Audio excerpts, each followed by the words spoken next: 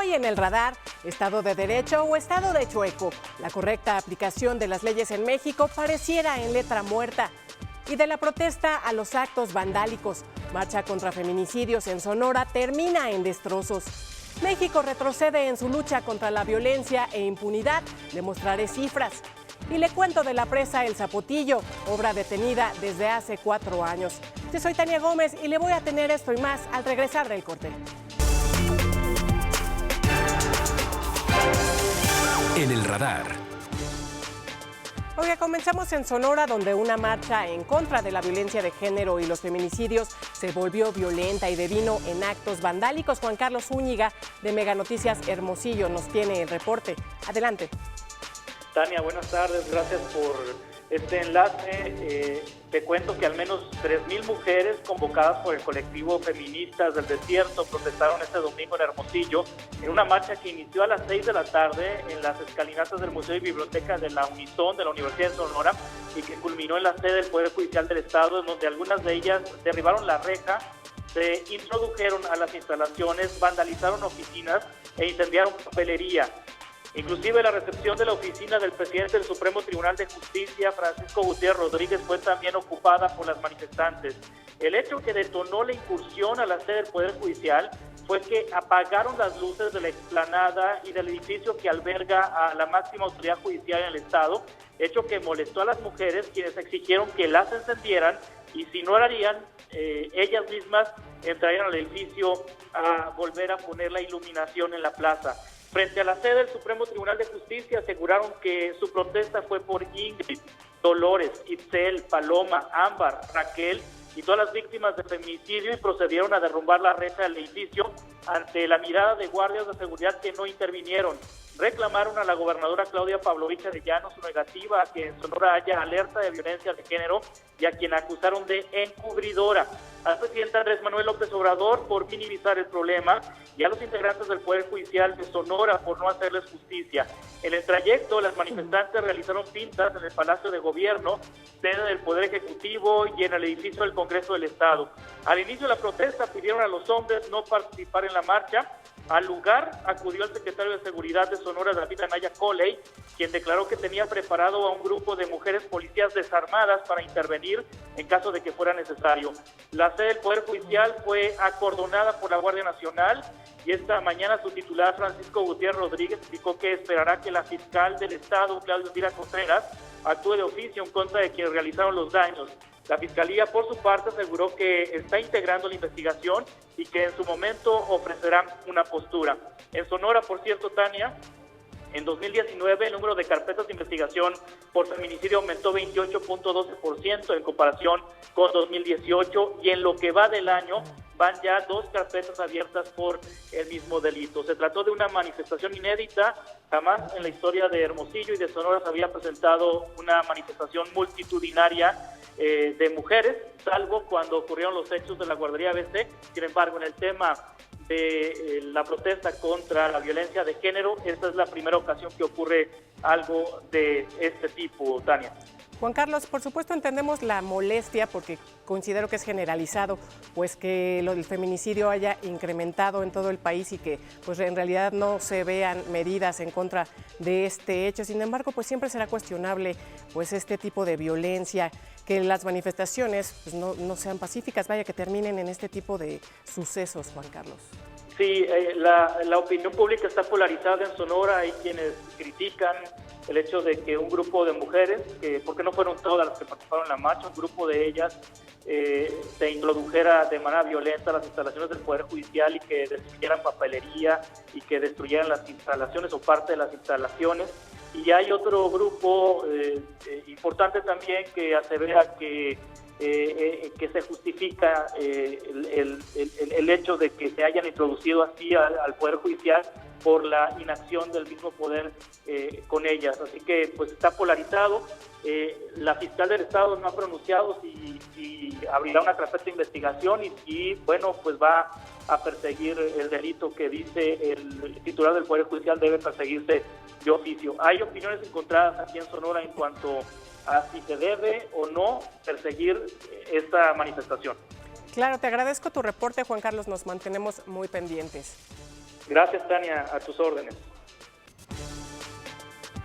Y a pesar del discurso del gobierno federal, el Estado de Derecho en México pues parece letra muerta. ¿Qué es esto del Estado de Derecho? A lo mejor se pregunta, pues que todas las personas e instituciones están sometidas a leyes que se deben hacer cumplir por igual y con independencia. Vaya, sin embargo, en México, pues cualquier organización puede bloquear una vía de comunicación por días, afectando a millones de personas sin que haya acciones del Estado.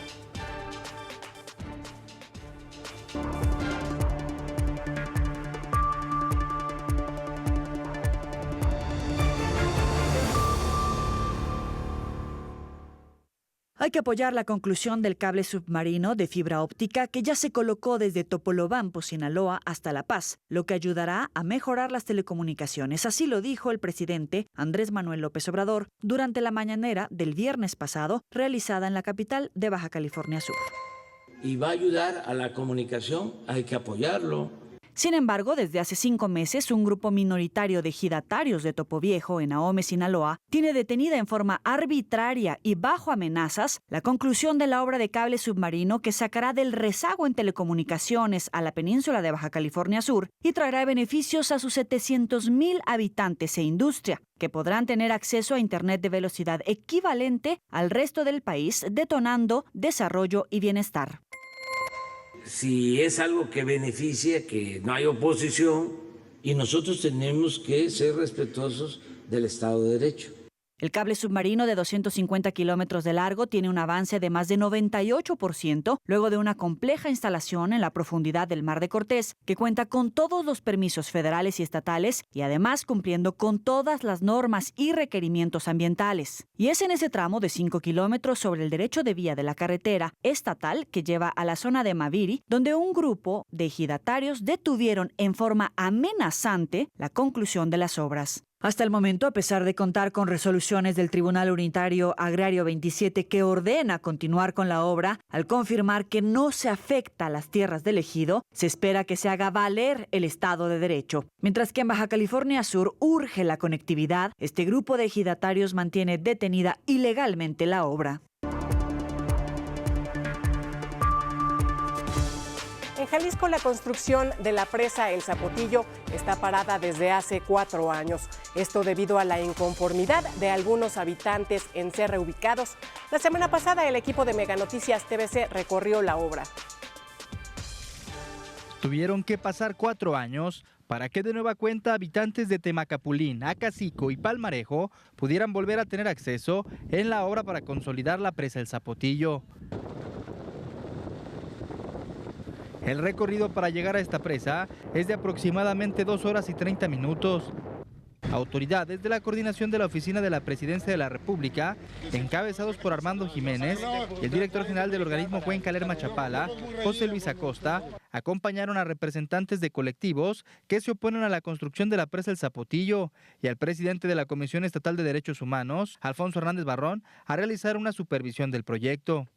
Una vez que llegaron a la explanada, los diversos colectivos y autoridades se presentaron y aseguraron que el objetivo de esta visita era poder mostrar el estado actual de la construcción, ya que durante varios meses este proyecto había estado cerrado a cualquier inspección. Los ingenieros a cargo del proyecto señalaron que la cortina actualmente tiene una altura de 79 metros y se encuentra al 92% del avance en general.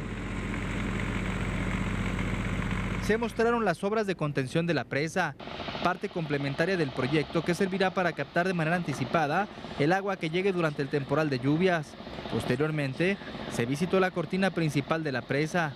Se dio a conocer que actualmente no existe obra civil en ejecución, sino únicamente trabajos de mantenimiento para evitar el deterioro de las obras, además de la captación de agua durante la temporada de estiaje, la cual ronda los 3 litros por segundo actualmente. La visita a la presa El Zapotillo tuvo una duración aproximada de 2 horas y 30 minutos. Cabe destacar que durante el recorrido se pudo observar el desgajamiento de una parte de tierra del camino de ingreso para los camiones. Sin embargo, de inmediato los tractores retiraron el material para acceder o salir de esta área. De esta manera, concluyó la visita a la presa El Zapotillo tras 4 años sin tener acceso. Roberto Hurtado, Meganoticias. Y ahí mismo en Jalisco, las protestas de ejidatarios de El Zapote han afectado a miles de personas. Un ejemplo de ello se vivió la semana pasada cuando una marcha hacia el aeropuerto de Guadalajara colapsó la carretera a Chapala. Severos problemas viales se registraron esta mañana en la carretera Chapala debido a la marcha que realizaron los ejidatarios del Zapote para exigir a la Secretaría de Comunicaciones y Transportes el pago por las 306 hectáreas que les fueron expropiadas hace más de 50 años para construir el aeropuerto. A paso lento, caminaron por el carril de la derecha desde San José del 15 hasta la terminal aérea, lo que obligaba a los automovilistas procedentes de Guadalajara a reducir la velocidad, provocando largas filas de vehículos. Pues imagínense, patrón, todo lo que complica dar una vuelta. Los clientes llevan prisa y nosotros aquí, sí, pues esperados y provocando un accidente, pues también. Pueden provocar un accidente. Pero estás unos 20 minutos, 25 y yéndose por abajo, unos 3 minutos. Sí, pues es un problema, lleva uno prisa, vamos al trabajo y con esto pues nos hace retardar en el trabajo, media hora y todavía no puede llegar al destino. Sí, está larga la fila, está hasta allá, hasta el Tapatío. Pues fíjate que yo estoy con un retraso como de unos 20 minutos en lo normal. Yo vivo aquí en la colonia que sigue, ¿verdad? Y sí, pues sí nos está afectando, creo que a todos. No, pues ya voy a mi casa, ¿verdad? Vengo de la chamba y... Los ejidatarios llegaron hasta las salas de espera para realizar un plantón. Nicolás Vega, integrante del ejido, señaló que buscarán tomar la gasolinera del aeropuerto, así como otros negocios y locales comerciales por las vías legales, ante la negativa de la Secretaría de Comunicaciones y Transportes de pagar las hectáreas expropiadas. Y vamos a tratar de quitarle la gasolinera que tienen adentro, el Oxxo, los demás centros comerciales y todas las áreas que correspondan al ejido del Zapote. Va a través de las vías legales, no lo vamos a hacer así. Vamos a hacer nuestra manifestación, nuestra marcha como siempre lo hemos hecho. Vamos a hacer un plantón enfrente de las salas de espera, en el estacionamiento. Ahí vamos a permanecer con mantas y pues todo lo que nos corresponde. Los ejidatarios exigían originalmente el pago de 4.400 millones de pesos. En junio del año pasado, un avalúo ordenado por un juez de distrito determinó el pago de poco más de 1.300 millones que fueron aceptados por los ejidatarios. Sin embargo, la Secretaría de Comunicaciones y Transportes no ha pagado dicho monto. Román Ortega, Mega Noticias. Oiga, la violencia e impunidad que se vive en México son tan solo dos indicadores del debilitamiento del Estado de Derecho. El país va como los cangrejos, retrocede en su lucha contra la inseguridad en 11 entidades de la República, mientras que en otros 6 se estanca. Esto de acuerdo al último informe de Estado de Derecho de la organización The World Justice Project. Empeora la seguridad en 11 estados de la República Mexicana. Esto fue dado a conocer por The World Justice Project, Proyecto de Justicia Mundial, una organización internacional sin fines de lucro que trabaja desde el año 2006 para avanzar el Estado de Derecho a nivel mundial. En su informe 2019-2020 para México, The World Justice Project señala que el Estado de Derecho disminuyó en 11 entidades en nuestro país y en otras 6 se estancó, debido a un detrimento en las condiciones de seguridad, así como por las situaciones de violencia, corrupción e impunidad que afectan a millones de mexicanos. El informe sobre el índice de Estado de Derecho en México es el segundo de su tipo en nuestro país. Para ello, The World Justice Project encuestó a 25.600 ciudadanos y entrevistó a 2.600 especialistas. Las 11 entidades donde hubo mayor retroceso son Zacatecas, Baja California, Michoacán, San Luis Potosí, Chiapas, Tabasco, Tlaxcala, Ciudad de México, Morelos, Quintana Roo y Puebla. Mientras que las 6 entidades que se estancaron en su Estado de Derecho son Querétaro, Jalisco, Hidalgo, Estado de México, Coahuila y Campeche. Otro aspecto que merece atención en México, de acuerdo con The World Project Justice, es el factor de justicia civil que mide si las personas pueden acceder a mecanismos pacíficos y efectivos para resolver sus controversias a través del sistema de impartición de justicia. Asimismo, sugiere poner mayor atención en la efectividad de las investigaciones por parte de la policía y de los ministerios públicos.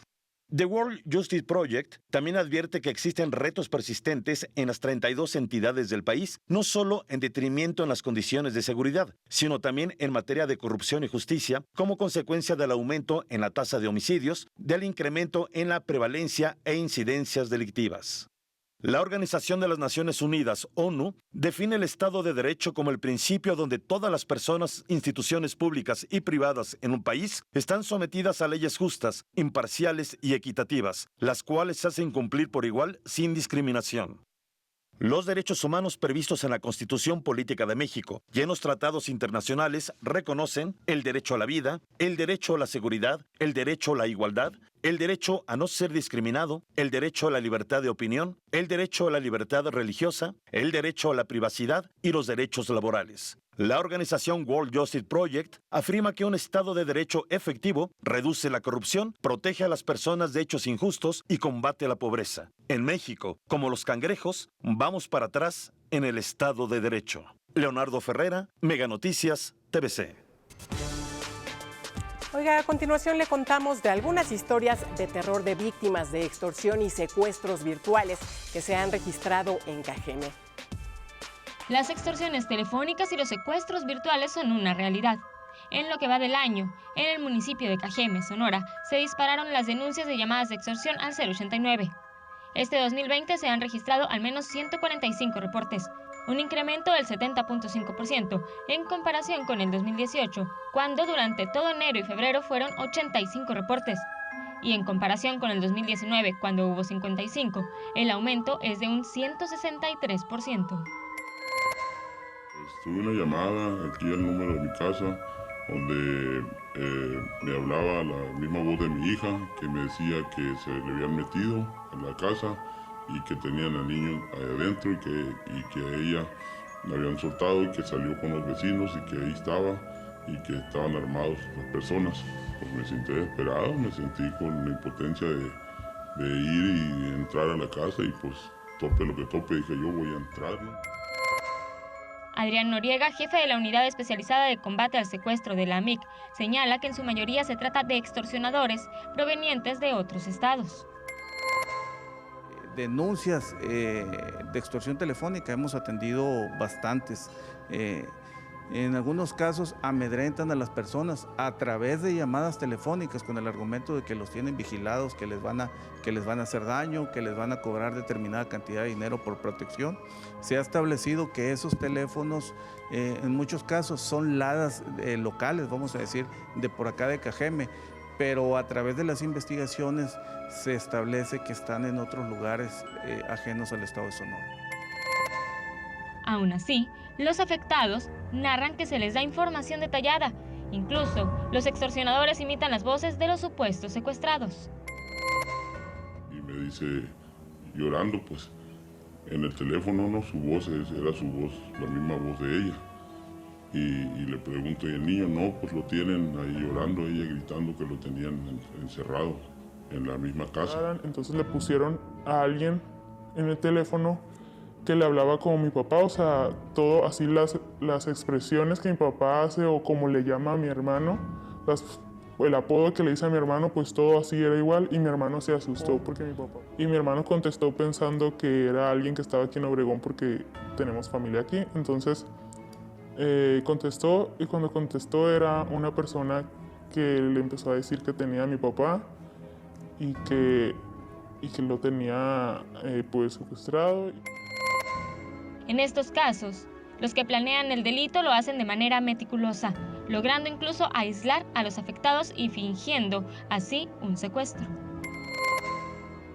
Pues como estaba asustado, cerró el negocio y se fue, y lo que hicieron los señores fue movilizarlo hacia Ciudad Obregón. Lo traían en el teléfono, no dejaban como que colgara o si colgaba le volvían a hablar como a los 5 minutos para que no lograra comunicarse con mi papá. A mi papá era también un señor extorsionándolo diciendo que tenía a mi hermano en esto, y la persona que estaba haciendo la voz de mi hermano hablaba como él y se expresaba hacia mis padres como él se expresa con ellos, pues entonces mis papás se asustaron y sí creyeron que lo tenían y le empezaron. En los casos de la familia de Carla y José sufrieron secuestro virtual. Por fortuna no se concretaron los rescates. Otro caso se dio hace unas semanas en Cajeme. El afectado en esta ocasión era un menor de edad. Un alumno bajo engaños telefónicos lo sacaron de la escuela. Sí, y lo tuvieron paseándolo por toda la ciudad, él con el teléfono en la mano y muévete para acá y muévete para allá. Y mientras tanto le dijeron a los papás que a su hijo lo tenían secuestrado. Se fue con éxito ese operativo, ¿no? Logramos que el señor no depositara ningún dinero y encontramos al menor. Nosotros identificamos esa forma de cometer una extorsión a través de llamada telefónica como secuestro virtual. Amedrentan a las personas a través de llamadas telefónicas, les dicen que tienen información de ellos, les ordenan que se salgan de sus domicilios o el lugar donde se encuentren, que apaguen sus teléfonos celulares, para en tanto les piden información específica de su familia, como nombres, ocupación, números de teléfono, les dicen que se vayan a un hotel, motel. En caso de ser víctima de extorsión telefónica, la recomendación primero es conservar la calma. No insultar a los delincuentes y no seguir sus instrucciones. Tratar de localizar a la persona supuestamente secuestrada, además de tomar el dato de hora y número telefónico de la llamada de extorsión, para así hacer una denuncia al 089. Clara Aragón, Mega Noticias. Vámonos a Zacatecas porque el Banco Estatal de Datos sobre la Violencia contra las Mujeres registrará y contabilizará los casos de violencia política. El Banco Estatal de Datos sobre la Violencia contra las Mujeres, Banebim de Zacatecas, ahora registrará y contabilizará los casos de violencia política, que según estimaciones son cerca de 7 casos los que se han registrado hasta el momento. Y las mujeres han conquistado lo que en 1917 se les negó por un constituyente mayoritariamente de hombres. Y estamos convencidos de que las mujeres no van a dar un solo paso atrás, y en este sentido el Gobierno de México y muchos de mi generación estamos convencidos de que no somos adversarios, de que lo último que le hace falta a este país es una sociedad polarizada, y lo que requerimos es una sociedad unificada en contra de cualquier tipo de violencia y agresión, en específico con aquellos grupos históricamente marginados. En el año 2018 se tipificó en Zacatecas la violencia política, donde se estipula una pena de 2 a 6 años en prisión a quien la cometa y multa de 100 a 200 veces la unidad de medida y actualización diaria en el momento de la comisión del delito. A la fecha, Banebim cuenta con 14.719 registros de violencias contra las mujeres de casi 50 instituciones estatales y municipales. El reto no ha sido sencillo. Hemos trabajado arduamente para que el Banco Estatal cuente con información estadística sobre la violencia física, sexual, psicológica, económica, patrimonial cometida en los ámbitos familiar, institucional, universitaria, en la comunidad y feminicida. De acuerdo a la Secretaría de las Mujeres, la recolección de los datos contribuirá a tener estadísticas reales, conocer las acciones más comunes de violencia política y sobre todo construir políticas públicas que puedan ser aplicadas durante las elecciones a futuro. Con imágenes de Luis Ángel González, para Mega Noticias TVC, Patricia Sánchez. Nosotros estamos llegando casi al final de En el Radar. Joely, ¿qué vas a tener en ángulos? Cuéntanos.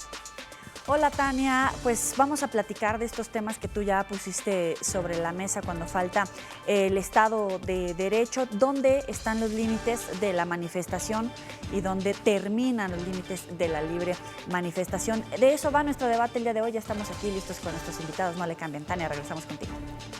Perfecto, Joely, pues así concluimos esta emisión. Acompaña ahora a Joely Ramírez. Hasta pronto.